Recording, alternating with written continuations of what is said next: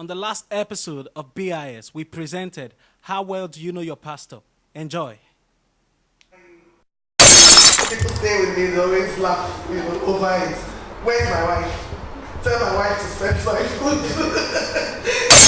Pastor made it look like, okay, he was just driving my home and drive her home and drop back. And he said he didn't have anything in mind. And I'm not saying he had anything in mind anyway, but Pastor, he used to drop her.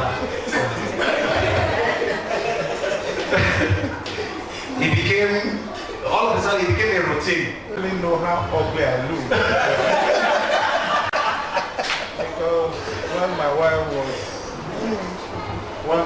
being brought to the high table,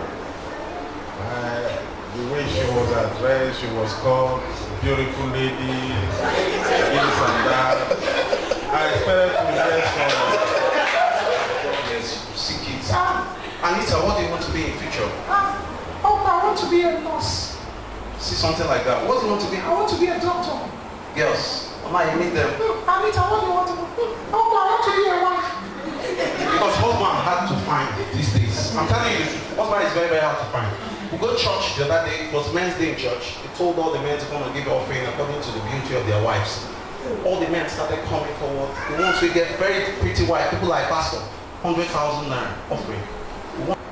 Pastor, you said something that there was a point during your walk with God that you had to ask God, what's really going on? Is this what you really called me to do? Why are you bringing beating and the battered table my way? And I've been in church and I've heard people give several testimonies. I've been here and I've heard people give mind-blowing testimonies.